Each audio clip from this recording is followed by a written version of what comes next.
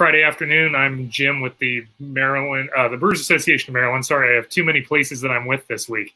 Brewers Association of Maryland, we're talking about Love Thy Label this afternoon. We're going to be discussing label artwork that adorns the craft beer cans throughout the state of Maryland. We're going to have two really fantastic local artists on this afternoon to discuss their process making labels for craft breweries, how they go through their design applications, what things they're considerate of when they are working with these breweries, and how they try to tell the story of all these great and unique beers. We're also going to be joined by two brewery operators and representatives who are going to tell us what it's like to work with these artists and why it's so important to them that they have the opportunity to work with really great local talent to tell their stories. Before we kick everything off today, I do want to let everybody know that Maryland's breweries are open for business. These businesses are working hard to stay open, keep everybody safe, and keep everybody happy. So please do your best to show your support for Maryland beer, not only this weekend, but every week of February. And as we continue to celebrate Maryland Craft Beer Drinkers Month, I wanted to let you know that there is a way for you to directly support the Brewers Association of Maryland, and that is to purchase a set of the wonderful glasses that our two artists today have helped us to create. You'll see a picture of them shortly, but we have some hashtag MD beer glasses for sale at beerme.com/store/BAM.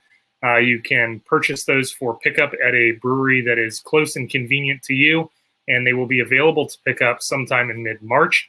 We are taking pre-orders for these. This is a single run. We'll get them printed for demand, and then we will get them sent out to the breweries so you can pick them up. We'll be talking about these glasses throughout the conversation today because it's a huge thing for our association, and it's a huge contribution from the artists that we have on. So without further ado, I'd like to introduce Bryan Baltz and Edman Grove. These two guys came through with some awesome artwork for us. You can kind of see the artwork in the background there. We'll show a full picture of them in a few minutes. But before we get started, I want to thank you both for your contribution. This is awesome, and we really appreciate it. Yeah, definitely fun project. So before we bring Nick and Ty into the chat, why don't we talk a little bit about each of you? Eddie, why don't you tell me kind of where you got your start with the craft beer art design and kind of how you got into it? Yeah, so I've been home brewing for about 10 or 11 years now. And I kind of got into the industry with that sort of that little bit of experience I'd had for a couple of years. And my first gig in that was a Jailbreak down in Laurel, working. I was bartending and kind of doing their part-time graphic design at the beginning, and just kind of happened across the owner, Justin Bonner, one day while I was bartending in another restaurant. Got to talking with him and ended up going over there. So just over the course of a couple of years of doing their stuff part-time, got into it full-time and was doing a little bit of their label work before I kind of left there about a year and a half ago. I've just been kind of pursuing the freelance, art side of things, and been working with Hysteria now for, I think this is the third year going on with those guys. And last year started working with Idiom, doing their label design too, which if I recall, Bryan, you started over at Jailbreak a little while ago too, doing some of their stuff back in the day, and we both do some label work with Idiom, so there's a little bit of overlap kind of in how we both do things, which is kind of cool. But that's Bryan, where I got in. Bryan, why don't you give us a little bit of background how you got into the beer label design, and then we'll talk a little bit more about both of your backgrounds as artists outside of the beer world. I sort of kind of fell into it backwards.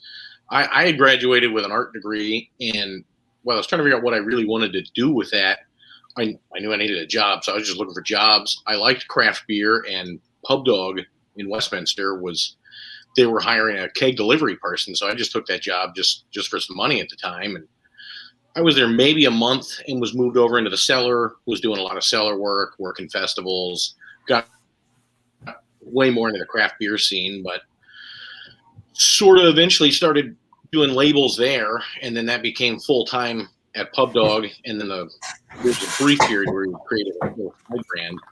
And then once I left there, I had made a lot of connections, a lot of friends and stuff in the craft beer industry. So I just kind of started freelancing after that. And that was, I think right after that was when I first did some work with Jailbreak. And then I was with Barley and Hops for quite a while doing stuff over there. And from that, it's just kind of been, snowballing into different breweries. And it was never something I, from the beginning, like intended to get into, but it kind of completely made sense.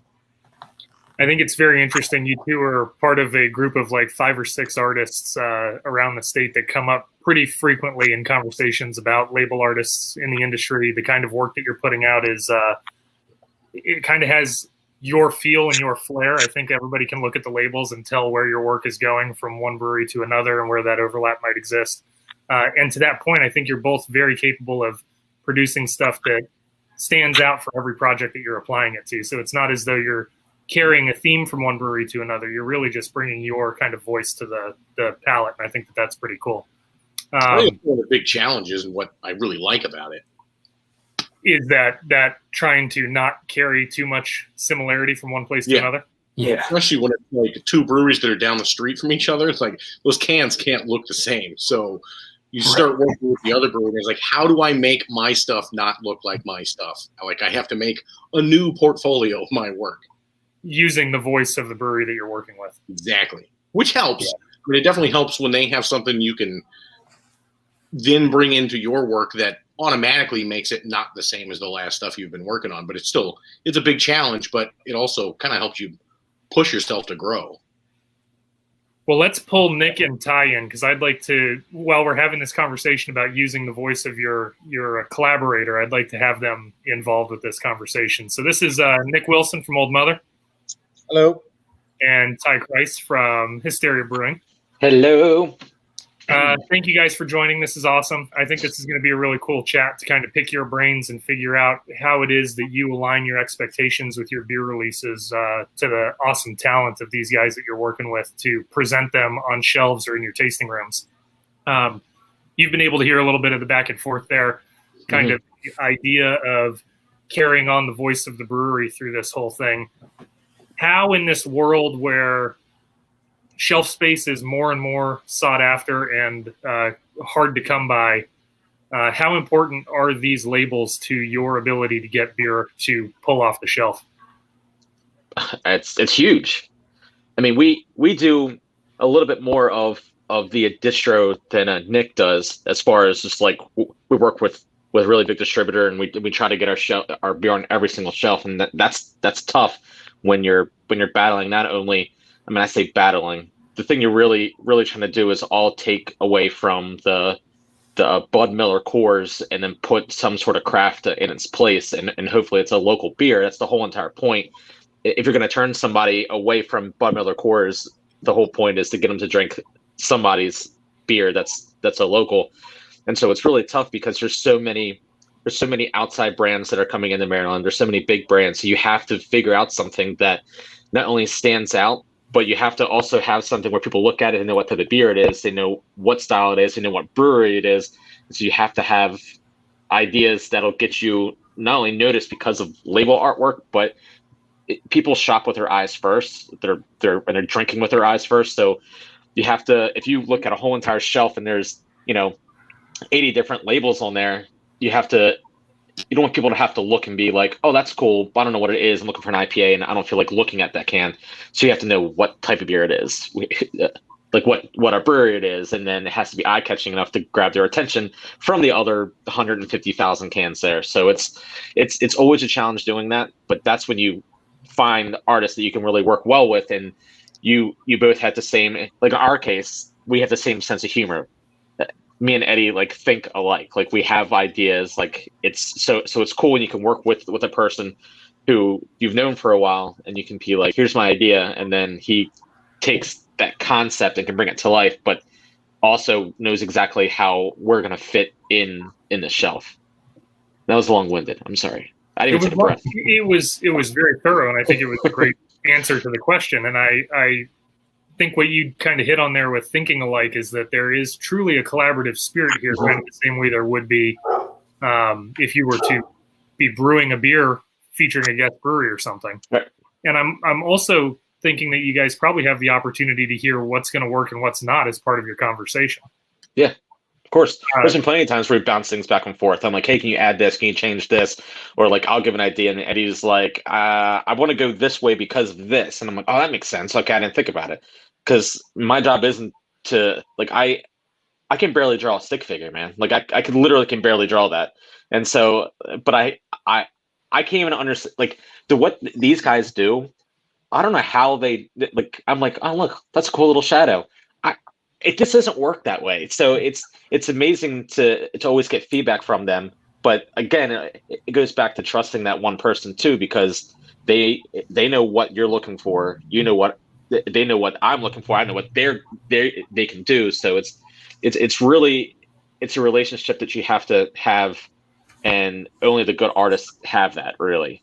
And to touch base on what Ty is saying, I agree in the fact that you have to have really good synergy with your artist.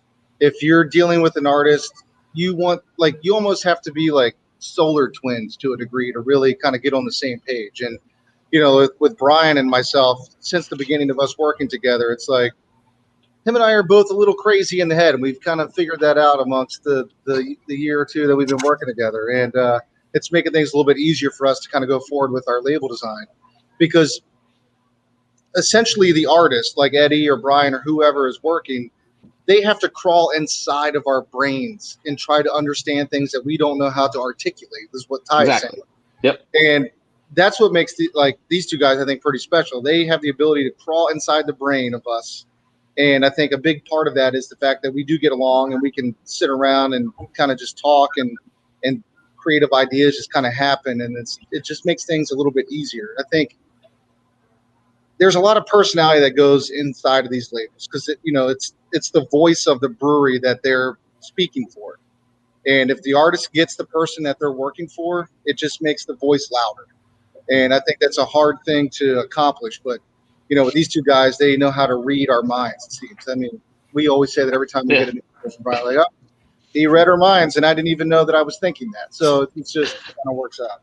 Well, so in this world where the brand new release is kind of the way to go. If you don't have a new release frequently, you're going to get lost in the sauce, because everybody out there is going to have their brand new release and people are listening to that. You're trying to gain market share through even just market share of the people that are listening to you. You're trying to get the audience to hear you often. So you have to keep kicking out new stuff. What is the process for developing these labels like? Is it, hey, over the next 6 months, we're going to release these beers and we need you to have ideas for these labels? Or is it, hey, Eddie, you've got 4 days, I need to get a label made? Yeah, I feel bad for Eddie, because I'm literally like, yo, so this beer is pretty much done fermenting, and I just came up with the name.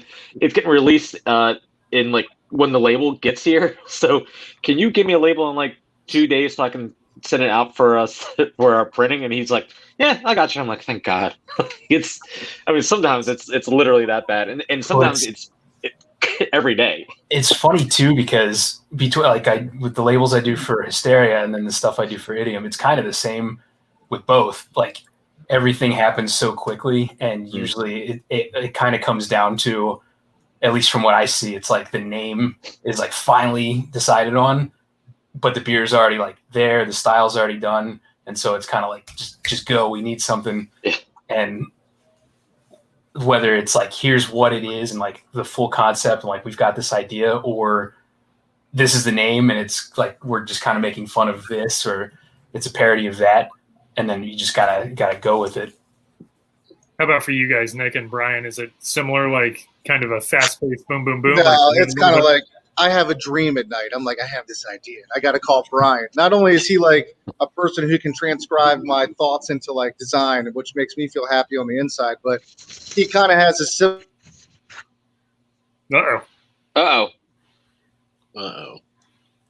He kind of has a sit. What was it? Man down. Yeah, he's gone. Wait, do we miss him too? So, Bryan, do you think you can finish? You think you can finish Nick's thoughts there? I mean, apparently you can. Yeah, he just basically made it sound like you were his conduit, man. Yeah, I feel like we do work really well together that way. And I think that's where, for really good label art and a really good working relationship, one of the things that's really underrated is the brewer or whoever you're working with at the brewery being able to actually relate and relay their ideas. I mean, I've worked with a lot of clients that, I mean, half the project is just trying to drag out of them what they want. Whereas when Nick comes to me, he's already excited and already has this whole concept in his head. And he may not have all the perfect words, but he's able to describe it in a way that I'm like, I can picture exactly what you're talking about. So it's, you know, I have a couple of clients like him and working with Ben at Fourscore. There's several that I've worked with that it's just, I don't know, there's not like a ton of back and forth. Like they can get the meat, like kind of the quintessence of their idea out to me in a way that a lot of times they don't think is that clear, but I can get it. So working with him is really good that way because he is passionate and creative about what the ideas are. And as far as like the deadline thing, we're kind of a mixed bag. Like they're usually pretty good about trying to start stuff fairly far out so we're not like super on deadlines. But I've worked in breweries and I know how that goes. Sometimes it's, oh, we've got to switch these two releases. The one that was supposed to be out in 2 months from now, it's coming out like on Friday. Can we get something done on Friday? So we get some of that too, but generally we're trying to be as far out as we can because, I mean, this culture of like, you got to have new releases constantly it's insane. Yeah, the same way that goes like with the brewery too, is that when we're putting out all these one-offs constantly because you have to, coming up with names is so difficult, and then which is why that a lot of times it gets like a beer has to be out. Like we have to get a beer, and we're trying to figure out a name. It's because we're like, crap, because in 3 weeks I have 16 more beers coming out and I have to figure out, this one plus the other 16. And I'm like, oh my God. And I'm trying to like call Eddie. And then I'm like, and for us, we have a spreadsheet and I just put the name in there, the style, ABV, what size can. And then it's literally just like we're doing one with Whitey's, and Whitey's is it's called All About That Bun. And it's an imperial white stout with white chocolate raspberry bundt cakes. So I was like, all about that bun. Like, if we're gonna go that route, for some reason I was just like, I kept thinking of Meghan Trainor with All About That Bass. So I told Eddie, I was like, I think it should be a raccoon that looks like Meghan Trainor dancing all about that bunt instead of all about that bass. And then he like sends it to me a couple of days later, and I'm just like dying laughing. And his wife Gina, who's a good friend of mine that used to work at Asteria, it's her favorite, is one of her favorite labels, and it's just that's how that came about. Like I was like, all about that bass. I think that's how some of the best come about, is just kind of organically through the process. Yep. I mean, it's kind of like if somebody was trying to come up with a band name. Like you don't come up with a name and then make the band. Like at some point, it's just something that fits, which a lot of the times is down the road. So then it's great, we got the name, but it's coming out in 3 days. Yeah. I'm curious how much the beer itself plays a role in what you guys are trying to do. What elements about the beer, Bryan and Eddie, are important to you when thinking about how you're going to produce a label? And I see Eddie's got a label to share. So go ahead and pop that up. Let me switch that. Okay. I was trying to share the label Ty was talking about. So let's get that piece about the beer's role, the actual physical properties of the beer, the flavor profile, the appearance. What things do you guys need to create a label that's going to tell that story? And then we'll go ahead and show that label example that Bryan or that Ty was talking about. For me, it depends upon the beer. Like some of them, like some beers, it's a lot like the selling point is what the beer is, like a specific flavor. So you really want that to come out. Like one of the ones I did for Idiom, the coffee and cake. Like I wanted this to like have that feeling. So that was really in there. But then some of the other ones, like the Killer Kvik, was a lot more about just like the fun and the concept of the label. So we weren't like super concerned about throwing the idea of hops in your face that it's an IPA. Like the selling point on that was the fun of the concept. And I mean, you're still going to, if you like the concept, you're attracted to it, you're going to read it and see that it's an IPA and all that. So it kind of depends on the beer itself. And I mean, some of the others, like this was actually one of the collaborations with Hysteria. Yeah. Was more about the whole idea was of the collaboration, like the two brewing families coming together. So, I mean, color-wise and some of the stuff you put in there, I wanted it to kind of go with the flavor profile of the beer. But I also feel like there's so many beers out there and so many different variations of similar beers that like doing the whole kind of like basic branding thing of making something look like bananas or something doesn't really grab people as much anymore. Because everybody's seen labels with hops all over them or bananas and strawberries or whatever. So like if the concept is really strong, like we generally try and focus on the concept. Kind of the same approach for you, Eddie?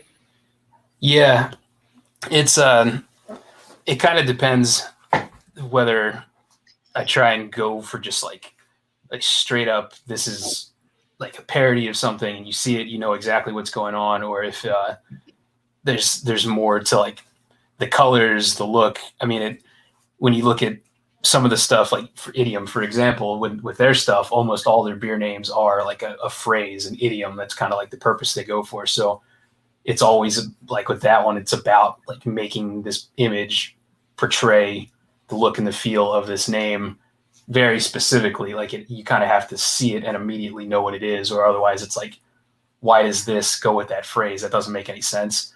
And with Hysteria, I mean, some of the stuff we end up doing is goofier, I would say, for sure. And it's my like primary concern when I do those is like, do I think this is funny? Because if I do, then Ty's going to, and the people that know Hysteria and they know their branding know Ty, and they know like to expect something that's like you're supposed to laugh when you see like what we're doing half the time. Like it's Hysteria. It's crazy. And that's kind of what I think we're usually going for. So I don't know. I was going to point out that from my perspective, one of the things that I've noticed with a lot of your work with Hysteria is that you keep the whimsy of the brand very light, and it's there. You know, it's very obvious that things are meant to be fun.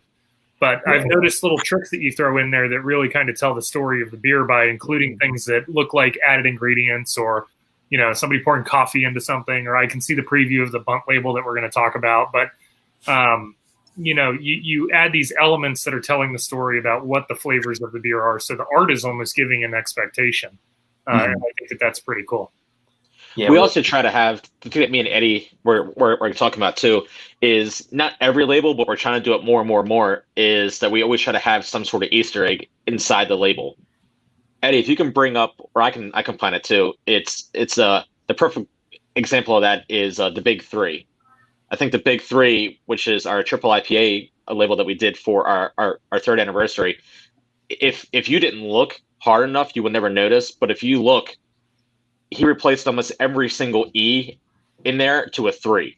So everything is like triple. So IPPPA, and then triple is TRIPPPLLE. And those are the simple little Easter eggs, but then he replaced every single E with a 3. So it's like we try to have this little kind of fun thing to go in there too.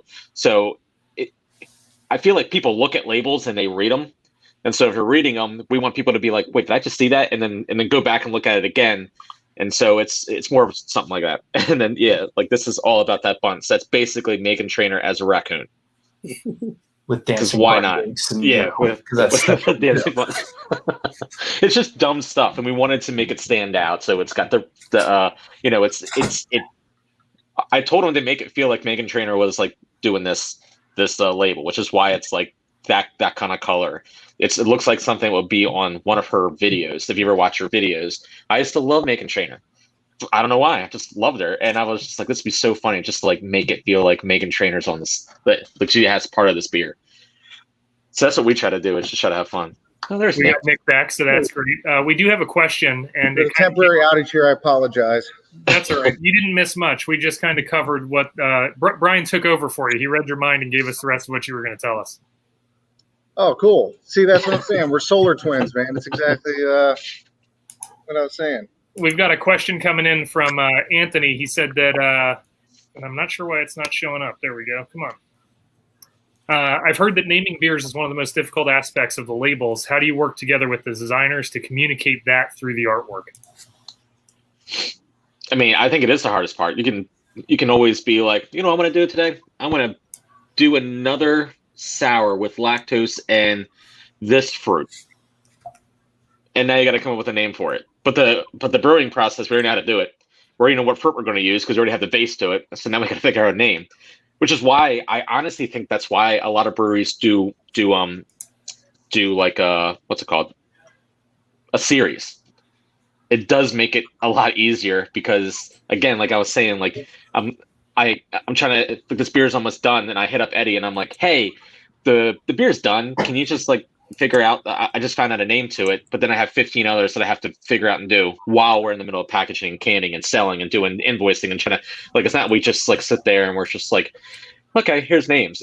They have to come organically, or they come up in a conversation. We try to always do something that is an inside joke at Hysteria, or like something happening at Hysteria. So something stupid. I mean, Trash Panda was an inside joke, and now it's Trash Panda. So it's dumb stuff like that. Or it should be dumb. To go on top of Ty, what he's saying, it's like on top of me. There's only so many ideas that you can have, especially if it's just gunfire beers coming out constantly. And sometimes you just start saying things that you just look at each other and you're like, what have we resorted to? What have we become as human beings now?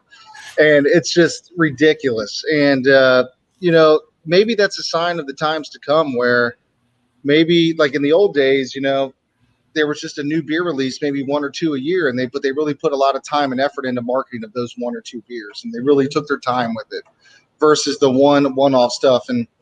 And that's kind of where I'm kind of leaning towards things in the beer community these days.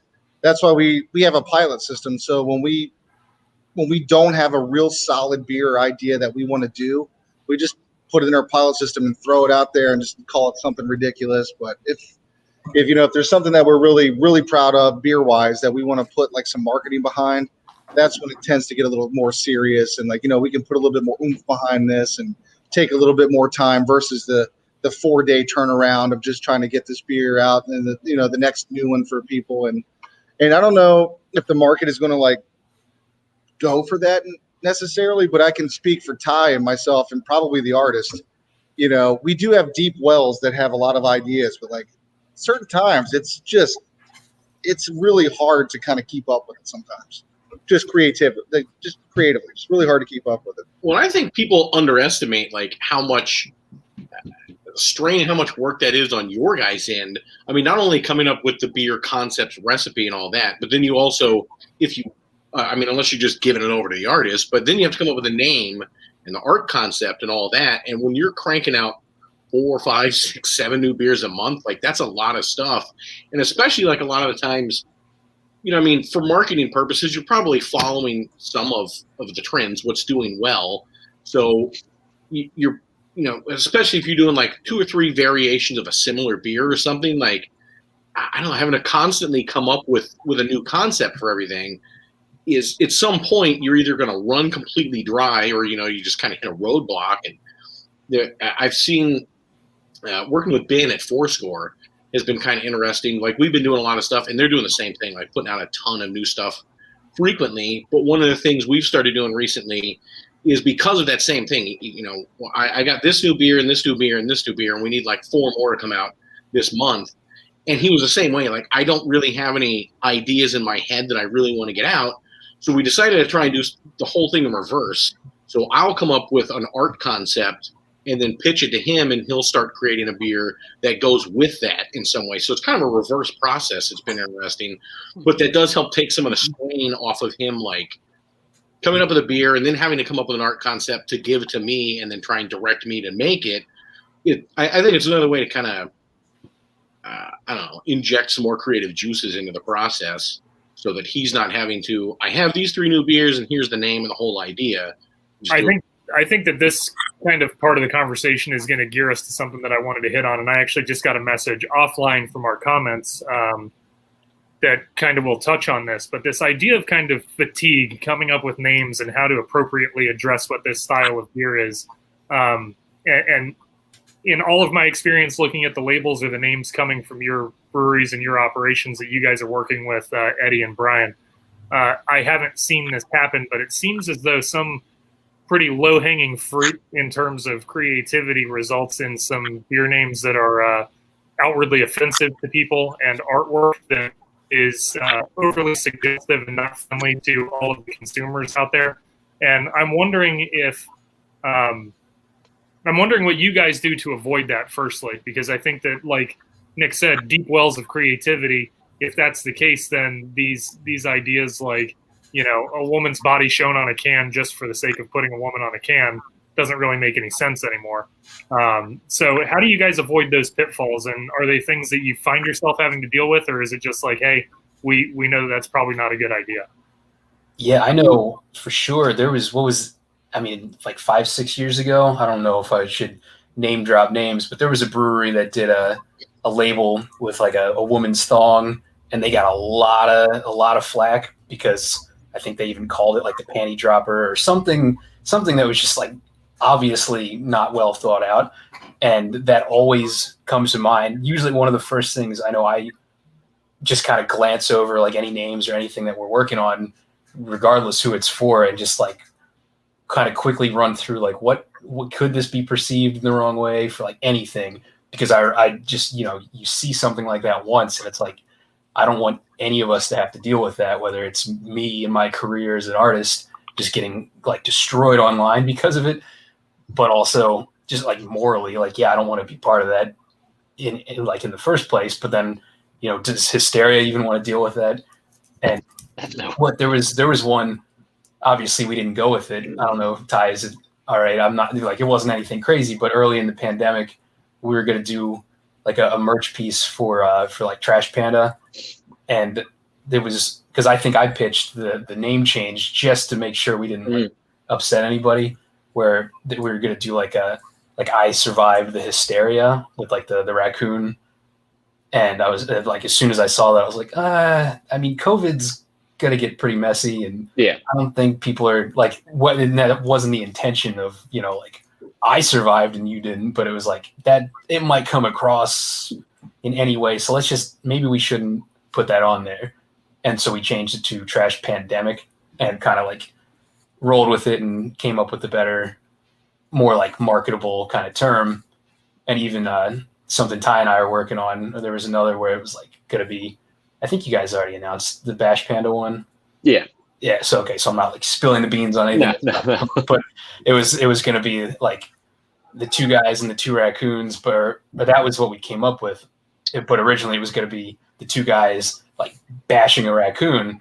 And I was like, should we really have a label where it's two guys like beating an animal? How about we make it like, no, you're right. Yeah. Two guys like, and like the two raccoons and the two guys, like they're about to like swing at each other. So at least they're on equal footing, because again, like anything could be, if you think about it enough, it's like, this could probably offend somebody regardless what we're working on. So the hard thing is like, to what Eddie's saying, like, I know Ty personally, I know Bryan personally, I know Jim personally, I know a lot of people in this industry, and we are some of the best people that you could meet, and we are so lighthearted and loving, but we're kind of like we minor in comedics, and so we think things are so funny, and like, but we do represent a large part of like culture in America with our beer labels and how we come across. So it's nice that an artist like Eddie is like, okay, let's rein these boys in. Not everybody knows your personalities very well. Why don't we just tame you down a little bit, guys? Because nobody really knows you like this. So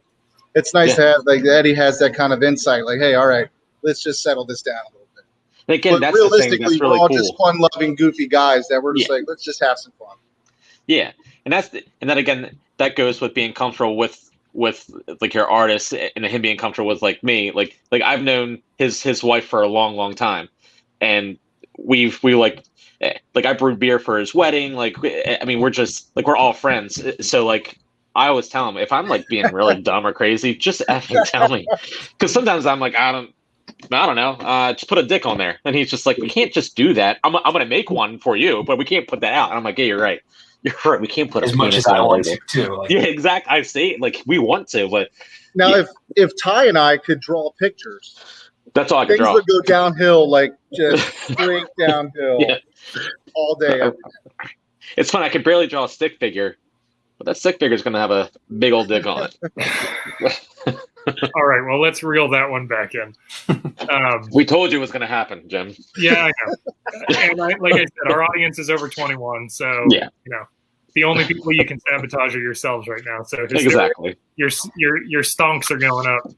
Yeah, I know. So I think that was kind of a good way to address that question.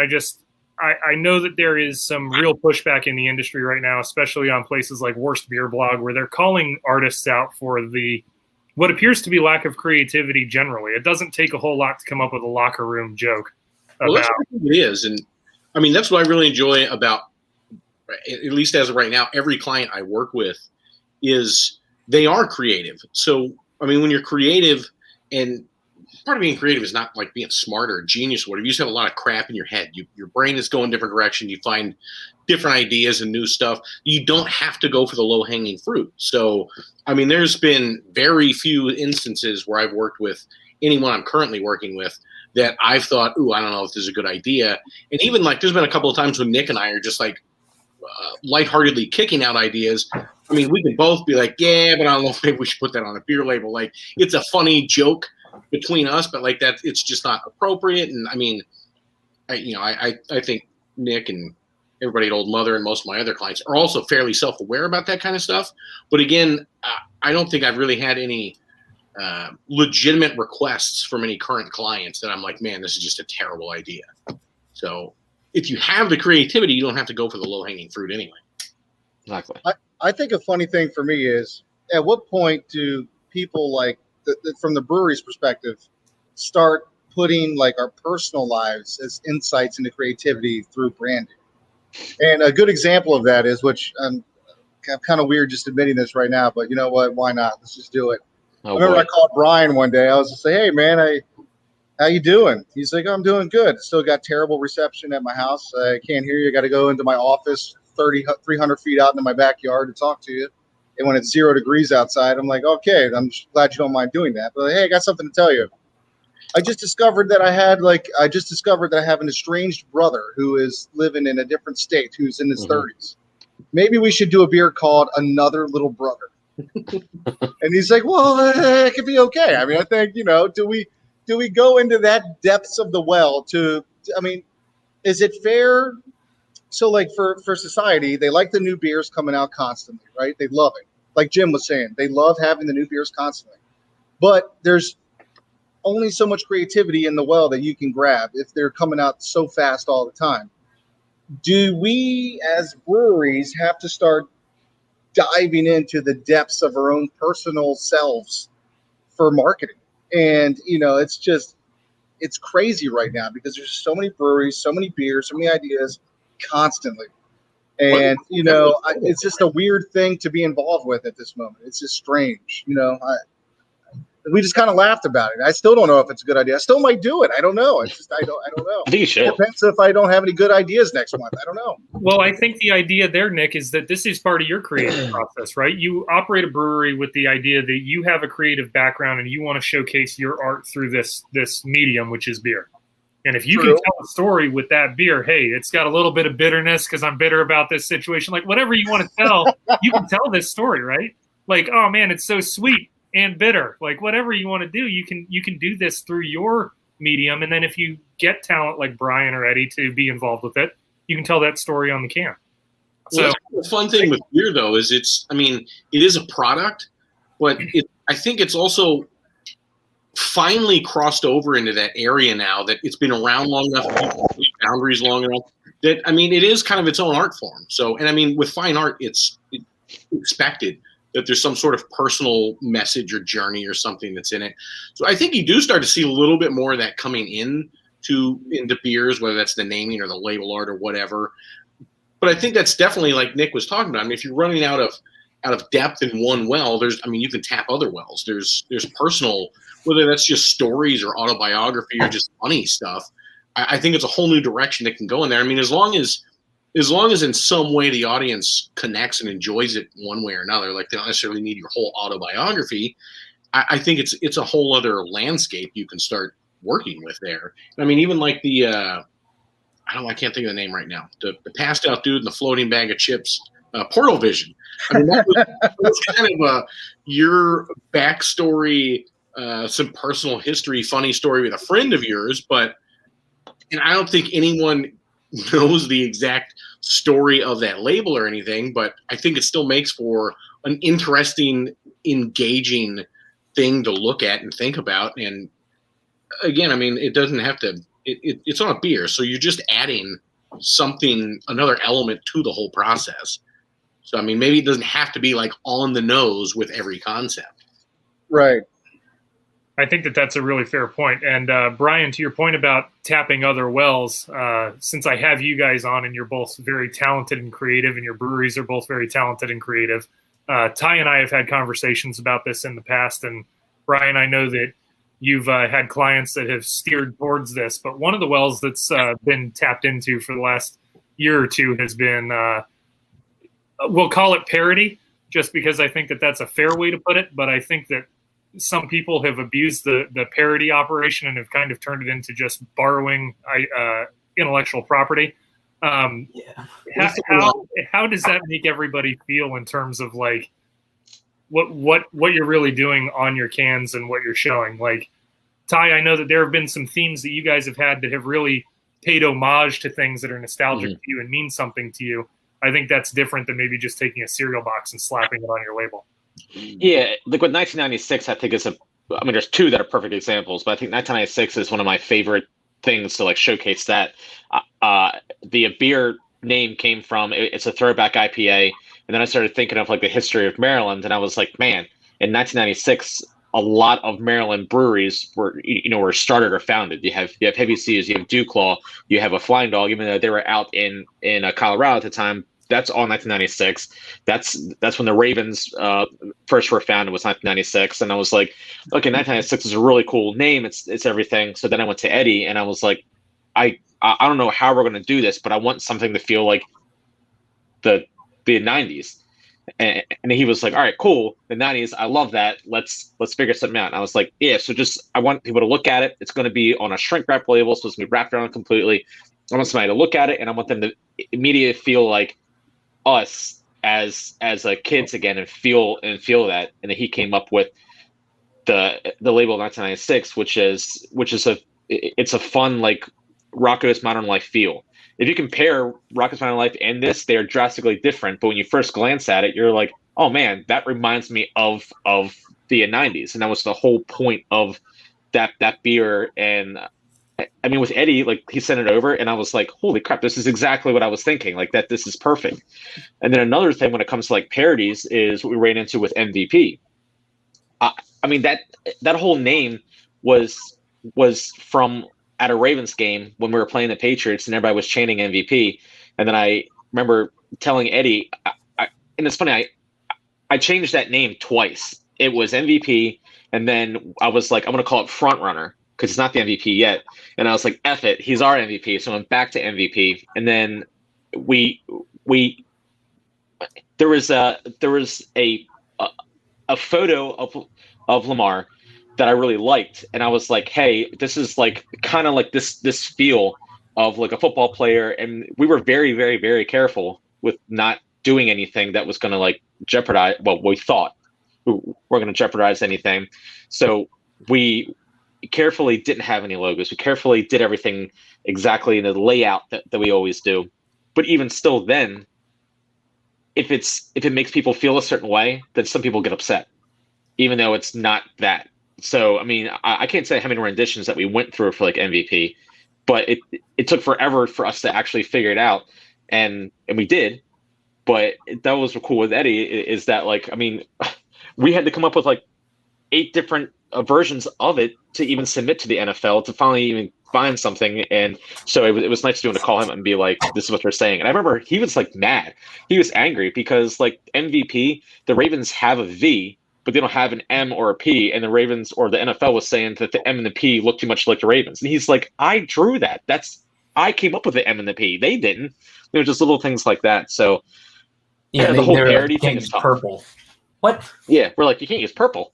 So we're like, we'll just do another shade of purple. It's so stupid. Eddie, to Ty's point there with a project like 1996, where you're able to kind of evoke the feeling of that nostalgic piece that anybody of a certain generation would look at and go, oh man, I remember that. Like that means something to me. Does that feel more liberating and creative to you than it would be like Ty handing you a paper and saying, I want you to trace this and just make it feel like Hysteria stuff?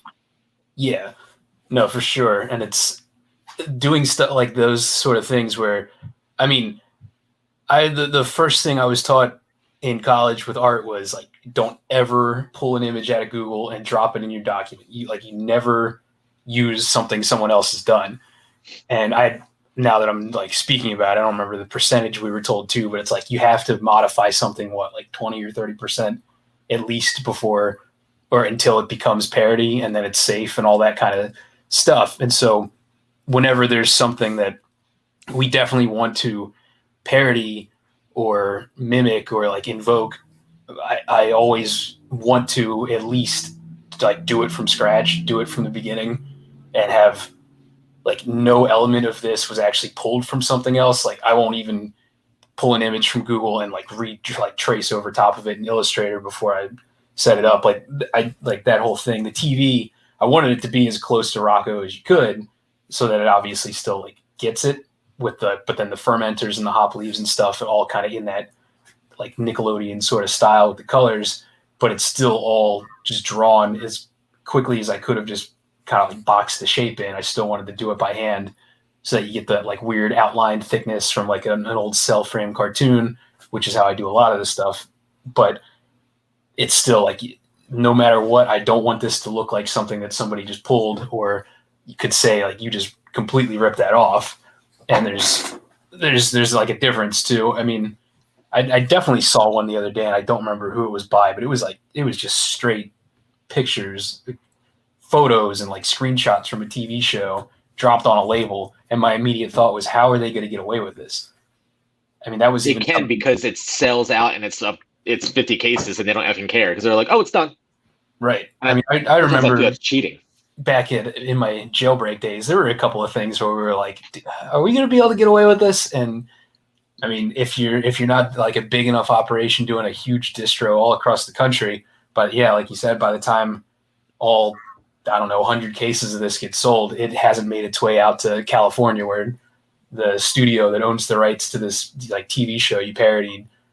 I mean, we did like a Pee-wee's Playhouse thing over at Jailbreak once, but it didn't go on a can, so it wasn't an issue. And then by the time it did go on a can, we'd like completely redrawn it, so it was all scratch, and there's no issues with it. But it's hard to get that right without just completely pulling someone else's work. You have to really be thoughtful about it. Nick, from your perspective at Old Mother, have you guys run into any issues where you're like, hey, we're playing with fire if we come too close to something like this? Your names kind of stand out to me as ones that haven't really approached that in my mind. And I don't think there so. is one C&D you got, remember? It was with us. Yeah, it was with Ty. But what did you do? C&D for? But before we get to that, we really don't come close to that. I think that I have enough madness in my mind that I just dream about and think about, that I just call Bryan, and he's like, I know what you're talking about. He just puts this amazing stuff like in art form. And it's so weird that it just, nobody else has probably thought of it because they're probably not as insane as we are. So it tends to work out. Like you, Nick.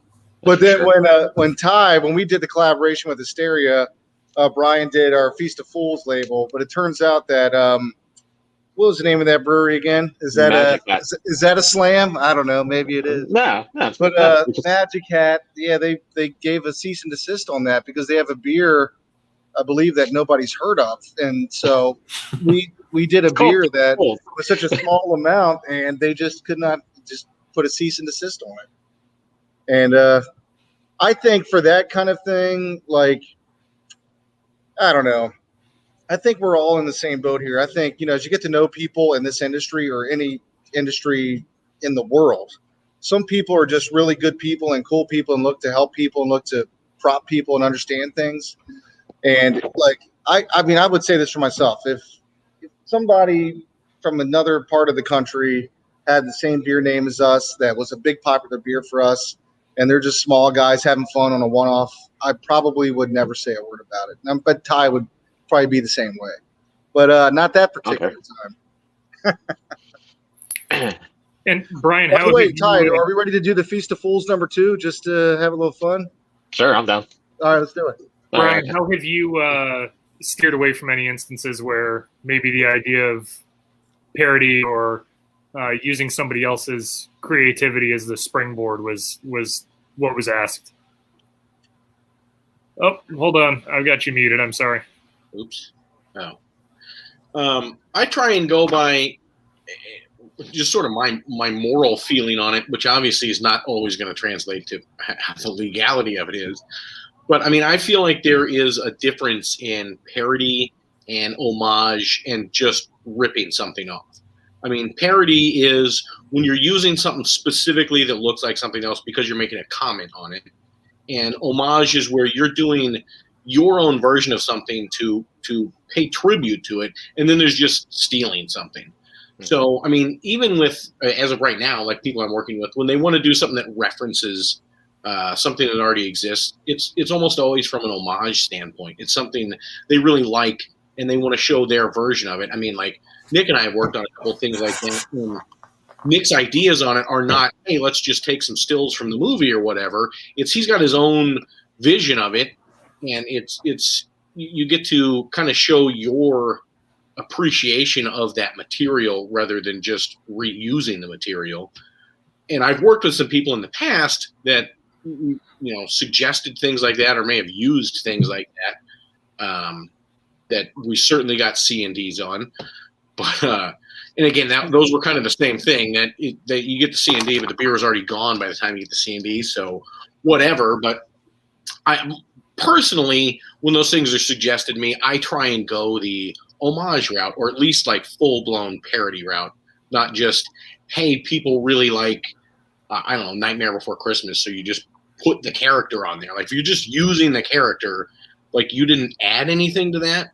And I feel like, especially like working with Nick, when we do stuff like Killer Kvake, like Nick was adding his own vision and concept to that whole thing. So it wasn't just like, hey, let's just put the clown on the beer. It was a whole different thing. And we've worked on some other stuff that was similarly inspired by maybe some pop culture stuff. But again, it wasn't just like, hey, let's slap that thing on a label. Like he's got a concept and an idea behind it. So it's at least an homage, adding your own material to the existing material instead of just ripping it off. And to what Brian's saying, I think this is a heavy compliment for Bryan and Eddie, is that when you get people like Ty and I and every other person who deals in the same situation in our industry, we have our ideas, we have our thoughts, and it benefits greatly to deal with people with high intelligence, which is the way I perceive guys like Eddie and Bryan, like just a high intelligence, and they can take your ideas and they can elevate it to the next level because they understand how this whole thing works. They're not going to copy somebody. They're not going to rip somebody off. They just know how to get it done and to be their own person and to represent a brand for the new art and creativity that has to happen, which is at an impossible rate. Like what Jim was saying earlier, to go back to that, all the time, every week, new beers. So the intelligence rate of these guys is incredible, just to be able to like handle this. I mean, it's crazy.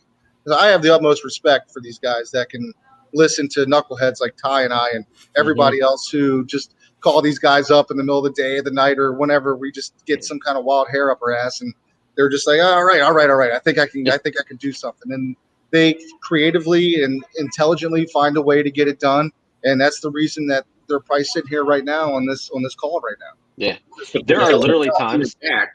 One of the things that makes that so much easier is working with clients that have vision, that have some sort of creative vision, whether it's completely specific or just kind of wild and out there. I mean, I've worked with clients that have no vision, and it's almost impossible to work with them. When they have no idea what they want, they have no passion or drive, there's nothing internally they want to say or express, it's kind of impossible to drag something out of them.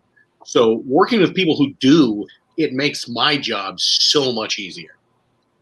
Which is why it's funny with like Eddie sometimes, and there's been literally times where I'll like have the beer name and everything, and then on the comments, like before I actually hit him up and say, hey, go through these, on the comments, it'll literally say, I don't know. Yeah, well, to that point, if you want to share what I have up on my other screen real quick, this kind of goes along perfectly with it. Where Ty is saying like the original idea was they kind of wanted to parody off-brand Pop-Tarts, and that was I don't even know if we had like much more beyond that. And my first thought was like, all right, well, I know how I can parody. Like I redid kind of the font and everything that they had the Pop-Tart brand had used, not Pop-Tarts, but what were they? It's an off-brand. Pop-ups. Yeah, Something like that. And so pop-ups. kind of like parody their treatment of like the name of what this would be, so that it reads kind of similarly. But then I think without even telling the guys at Hysteria, I'm going to do like drunk Pop-Tarts with the fruit because it's a fruited sour series, and just kind of sent it to them. And the original one was 2 Pop-Tarts with like one of the fruit. How you doing, man? One was 2 different Pretty fruits. I just like immediately like, well, this definitely isn't ripping anything off other than like, I don't know, cartoons. But like the original intent was completely to kind of rip, but kind of just, parody on brand purpose food. And so we just, That's always kind of a fun challenge to try and walk that line of like, the people need to get what I'm referencing, but I'm not going to directly reference it. yeah, exactly. So that one's always fun, but really hard to try and figure out. Brewed with flavored toaster pastries. Which is why that we literally were like, okay, there's a knockoff of a Pop-Tart. So what if we knock off the knockoff of the Pop-Tart? And when I described it, he's like, oh yeah, let's do it. Playing telephone at that point. Like, do you even know what we're making fun of anymore? Yeah. So it works. Exactly. And And then- that was the whole point. I think the cool thing is when you start working with an artist and you start getting to know each other, just, sometimes you do become friends. Like me and Bryan, I feel like, Bryan's a friend of mine. We're so similar. We have a lot of interest. And I know his tells now when we're just getting crazy and having beers and brainstorming ideas. When I'm going to do what Bryan does when I know that I've hit on a nerve that I think he likes. He'll go, "Oh man." Like he just hits that "oh man" and takes a drink of his beer. I'm like, got him. So I know we can pique some interest there. But from my years of sitting around with Bryan having beers in my backyard, I also know that that's how you've told a good joke to Bryan. Right there. Awesome. That's funny. I wanted to ask Bryan and Eddie before we jump into kind of talking. We're going to go over by a few minutes if that's okay with everybody. But before we jump into the conversation about the glass, I would like to talk about that. How has this new form of kind of freelance art and art on demand worked out for you as professional artists? Is this something that's offering you a little bit more flexibility than feeling like you have to be in a studio all the time doing like one job or working for one client on one project? Is the idea of having like rapid fire outlet is it good for you? Does it help your creative process? This has been accidentally the greatest thing that could have happened. I mean, like all through art school, one of my biggest things, like it bothered me, I thought it was a problem, is like everyone kind of finds like their style, if you want to call it that, and just like do the same thing over and over. I could never do that. I was always interested in different styles, different mediums, different ways of working, trying different ways of thinking about making art. So when I get to work with a bunch of different clients, a bunch of different creative individuals who, I mean, even just with one of them, working with Old Mother, it's not like the same style over and over and over. So it's been amazing that I get to, like, one day I'm sitting down and doing like kind of old school watercolor illustrations for one. And then the next day it's like horror movie themed stuff. And then the next day it's like all digital, kind of clean. And then someday I'm doing like abstract stuff. I finally get to do like a huge range of things. And frequently it's stuff that like I have never tried before. So then it like pushes me to challenge myself. Like, I wish I had the label on me. When I did the Mega Mazer label for Nick, we were talking about doing like a realistic image of a Mega Mazer in space. I was excited to do it, but I mean, I remember literally sitting down. I was going to do that one digitally, sitting down at my iPad. And I'm like, I have no damn idea how to draw space realistically. Like, I've never done this ever. I have no idea how I'm going to do this, but I already told Nick I'm going to do it, so I'm just going to figure this out. And that thing kicked my ass. But it was an awesome experience because now I know how to do that. So I may not have done that had I not been prompted to do so. So for me, this whole system is fantastic. Yeah, and I would agree. I still have a day job that I by day I do graphic design, How you guys doing? very Pretty standard, good. kind of like normal, and it's not that exciting. It doesn't get anything creative like going. And having breweries to work for by night, I'm working like 60, 70 hours a week to do different labels and a day job. But in the process of that, if I was to come home and sit down and say, I want to draw something for myself, I'll sit there for hours and go, I don't know what I want to draw. So when I have somebody else, it's almost like being in art school again with, here's your assignment. I don't care if you want to do this, you have to do it. And like, it's not still lifes. It's a little more freeing of, yeah, like for the one I have up there, it's just completely just goofy. It's exactly the kind of illustration work I like to do, but somebody else is kind of giving me like the kick I need to get something done.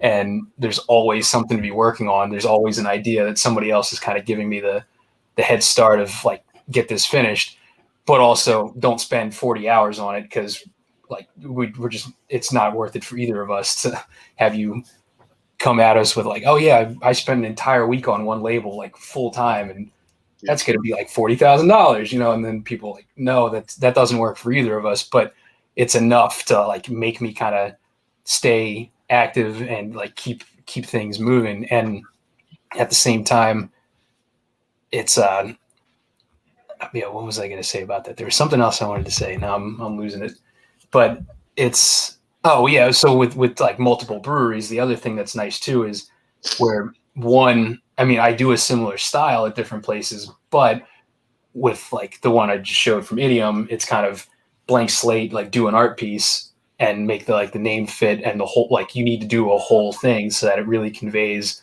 this like phrase, this name of this beer, so it's all like immediately recognizable. But then with Hysteria, we have like kind of a template that I made, and there's like always this repeating circle pattern, and so it's a little bit, it's similar every single time, but there's like this consistency and a little bit more focus on like making just like sometimes one or two pieces like fit that name and fit in that template.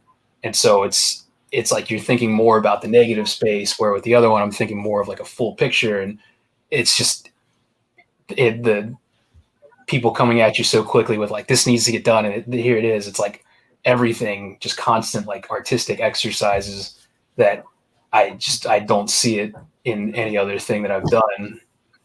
And it's nice. I actually really like having somebody else make me do this kind of work, And from the perspective of Nick and Ty, does this type of arrangement work well, not only with the frequency with which you have to get new releases out, but also with the idea that you're not locked into some like slow moving kind of glacial pace because of the other work that like a brand management company or something like that might have? I'm just going to say this. Yeah. We are an absolute godsend and nightmare at the same time for our artists. They got work to do, and we're just ridiculous with the fact that we need it so fast all the time. And but like, the good guys prevail, man. The people who are good, like Bryan and Eddie, they fucking get it done. They just get it done. When you get it done, you get it done. You call them back, they get it done again. Business is fast. There's no room for slowing down, and we don't tie like, with me and Ty, it's like we try to plan as much as we can out in advance, but things change on a dime in this market, especially when it's just even harder now. It's like, and then you got some like talented people like Eddie and Bryan just right on the phone, man, ready to go. Let's get it done. Like just with the Mega Mazer, I had this idea, and Bryan's like, you know what? Yeah, I got it. And you know what he did? He actually delivered one of my favorite labels that he's ever done for us. And he had no idea how to do it. It's incredible. But these guys have a go mentality, and they just go get it. I feel bad for them because, we just don't have the luxury of like, hey, 4 months from now, we're going to do this. They just are right there with us, man. They're just like these crazy human beings that are right there with us to just get it done. It's awesome. Anthony asks a great question that kind of teams up with that, which kind of generally, how long is it taking you to come from concept to final art with this fast turnaround in the market? Sometimes like Bryan, you got 10 days on. He's like, I'll get it done. Yeah, there's been times I've asked Eddie, can I have it in 2 days? It's Wednesday. I'm trying to get to the printer on Saturday. Is that possible? And I'm just looking like, one way or another, I'm going to get you something. So let's just do it. I think, again, the other good thing is having like a good communicative relationship with the brewer, in knowing that, some people they'll spit out the idea of what they want, and it's a really complicated idea. Like, yeah, the way you're describing that is going to take a week and a half, but we got 2 days. But they don't know how to compromise. So like working with Nick, there's times when we have a shorter deadline, and I can kind of help propose the idea that this is not going to be as complicated of a piece of artwork. It'll be a little bit more simplified, but it'll be just as good. So we're going to go with the slightly less time-consuming concept here. So being able to actually communicate with the person you're working with, and they get what you're talking about, and they're on board with what you're talking about, it's a lot better in that way. And in a weird way, I kind of enjoy sometimes in the creative process when you like shorter deadlines, they make you more decisive as an artist. Yeah. Whereas in my personal work, I literally have like this has nothing on it. I put the gesso on this a year and a half ago for a piece that was going to start. I have numerous personal pieces that have gone on like years because I have all the time in the world to do it whenever I want to do it. But sometimes I feel like the stuff that you just have to make a decision and make it work can come out a lot better because you really get into like the organic process of it rather than overthinking things. So the short deadline has also been really good for me creatively. Yeah, I couldn't tell you how many papers I got better grades on in college because I did them the night before they were due. It's similar. Like you put me up against a wall, I'll probably give you better artwork because I didn't have enough time to like drag my heels and dick around and watch too many cartoons in the background and like get distracted. Well, no, like overthink every little bit and then erase it and then try something new. Like, no, stick with it and make it work. Yeah. So we're going a little long on this episode, so I'm going to reel things in. I think that we're going to have some room for some follow-up conversation here. If anybody's watching this either live now and has more questions that you'd like to get answered, please let us know. If you're watching this at some point in the future, over the next couple of days, please shoot us a message, info@marylandbeer.org. We will answer your questions through that email address or throw them in the comments. We'll keep an eye on those and address those or point them in the right directions. As we wrap up, it is February. It's Maryland Craft Beer Lovers Month. As part of that celebration, both Bryan and Eddie have made some awesome contributions to the Brewers Association of Maryland in terms of designs for some glassware. You see the pictures hiding out behind us. One of them accidentally popped up earlier. I want to showcase those. Just give some credit to the two artists that have done a hell of a job making these glasses really stand out. I've got some printed versions of them I'll show you also. But we're thoroughly excited to be able to showcase these. They are available for sale right now at BeerMe, BIERMI.com/store/BAM. 100% of the proceeds of these glasses will go to the Brewers Association of Maryland and our efforts to promote and advocate for this industry. It directly benefits Maryland's breweries. So if you have $25 and you want a really, really awesome pair of glassware to add to your collection, please show your support for this association and all of our members. I'm going to throw Bryan's up first just because I have it up first in numbers. I want to thank Chris Sands from the Uncapped podcast for the photography here. He did a great job getting these glasses shot for us. I'm going to go ahead and throw Eddie's up. Eddie's has got an awesome feel. Obviously, you can tell the styles from these two guys and how they express themselves for this industry. Can't be any more appreciative for the hard work and the great designs. Again, 100% of the proceeds on these glasses will go back to BAM and will make life easier for us in this time that we can't host any events for you. And I want to give a personal thank you to Bryan and Eddie, and along with all the other artists who are like kicking out just awesome beer cans for the craft beer scene. It's an integral part in my mind of keeping people invested in our breweries. Mm-hmm. And I think it's just I think it's a really a big deal. I really do. So I just want to put a big thank you out there to everybody who puts their time and effort into putting their soul and their passion and their creativity and their talent on the cans for all of us. Let me ask Nick and Ty first. How can people follow up with you guys and learn about your breweries? And then I'm going to give a couple minutes to the artists to pitch what they do and talk about how to get in touch with them. I can give you my personal cell phone. Anybody can text me or call me at any time. My wife and child won't mind a bit, no matter what time you call me or what's going on. I'm just kidding. I can't do that. But feel free to email me at oldmother.com. I will be glad to answer any questions. You can visit us at the brewery in Frederick. You can come in and say, hey, I'm always more than happy to hang out with everybody, because that's one of my favorite things in life is to meet new people and hang out and, kind of get a little crazy. So, yeah, hit me up. Come see me. Email me, whatever you want to do. How do they get a hold of the brewery? They can come in at 526 North Market Street, Frederick, Maryland, or you can email us at oldmother.com. Hi, what do you do to touch base with Hysteria? All you got to do is, if you really want to talk to anybody, the easiest way, honestly, is send a Facebook message or an Instagram message, because that's where it's easiest to talk to me or anybody at the brewery when I have any questions, comments, concerns. Do you want to yell at me, say something sucks, happens. So you can always do that. And that's across all social platforms. That's just Hysteria Brewery. So Twitter, Facebook, Instagram, all of them. And yeah, we're out in Columbia. We are I think Columbia is turning into the mini Frederick. We have 4 breweries there now, all in Columbia. I mean, it doesn't compete with Frederick at all, but hey, we have them now. So the two cool spots, you can go to Frederick, go to Columbia, and get some really good beer that are made by awesome people. And yeah, hit us up on any social media. It's the easiest way.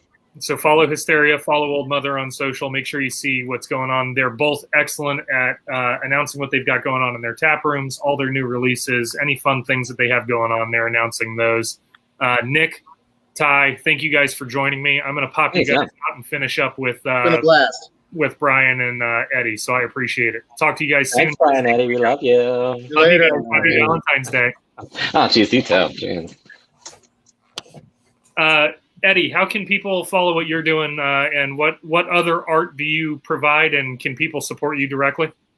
So, yeah, I have a website and I have an Instagram, and that's kind of it at the moment because, like I said, I still do a day job. Eventually, my goal is to, hopefully my employer's not listening, but, be freelance entirely down the line. And until then, my Instagram is ZappEdman, so ZappEdman,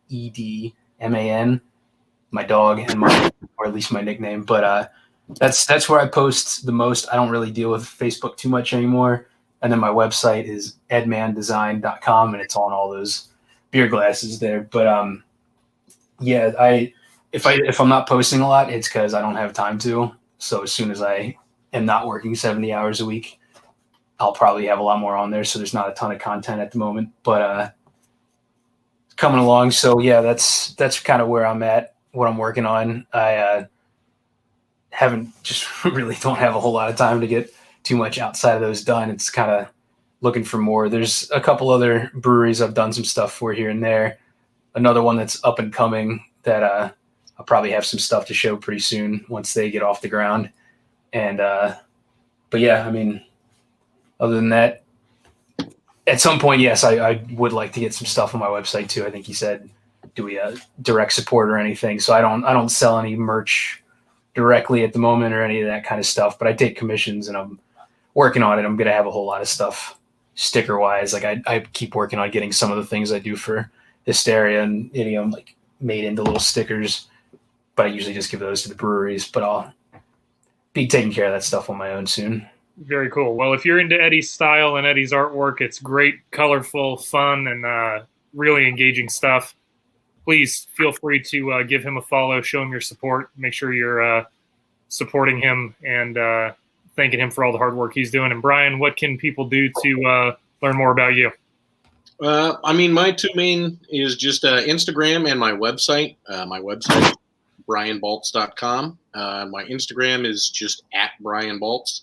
My Instagram is mostly all illustration and design, a little bit of weirdo personal art on there. It's slow update as of recently, but I have, 20 or something recent cans that I haven't posted yet. So there's going to be a huge dump of new content soon. Yeah. And Bryan, I'm only asking because I know you well and I know the work that you do. You have several facets of your artwork that you've kind of almost kind of siloed off. You are a pretty skilled knife maker. You obviously are a fan of handwork also. Is all of that stuff segmented so people can see that separately? I have a separate Instagram account called Pocket Lives. That's somewhat of my knife making, somewhat is just like pocket knife nerd collecting stuff. I use that mostly because like I had been posting some of like my knives and stuff on my regular Instagram, but the art people didn't seem to care about it. So I figured I was just going to move that off of there. I think some people thought it was kind of weird. The only way I was kind of like shoehorning that in is like a lot of my knives that I make, I literally do an illustration of it first to plan it out. So I was posting the illustrations and people got that, but people didn't really seem to care about the knives. So I made that a separate thing. That I may put a little bit more time and effort into the actual knife making side of that. But the main one is just my regular art at Bryan Baltz. Very good. And you can find Bryan and Eddie's stuff in the comments. And if you're tooling around in any of their Instagram and you're like me and you like seeing cool things people do with their hands, Eddie's got some pretty rad guitars that he's worked on. Mad skills from both of these guys, not only in terms of what they do on labels, but also what they're able to create in real space. So thank you guys very much for everything you're doing. Thanks for having me. Yeah, thanks for having us. To the industry, and I can't appreciate what you guys do more. So thank you. And for all of you watching, thank you. This industry exists because of you. They're making great beer for you to drink. They're making great labels for you to look at. And we are trying to support this industry to make it fun for you and to ensure that you have great places to go in your communities. Next week, as part of our February talks, we're going to have a really wonderful talk with some great influencers. The conversation is going to be about love thy diversity in beer. We're going to talk with some really great Black beer influencers, Black-owned brewery operators, Latin-owned brewery operators. We're looking for all kinds of input about inclusivity, equality, and diversity in this industry. And we can't thank you all enough for everything that you're doing. MarylandBeer.org to learn about our mission, and check out that Beer Me page that's scrolling across the bottom. Grab some glasses like Bryan just did in the comments. Thank you, Bryan, and show your love. Have a great weekend, guys.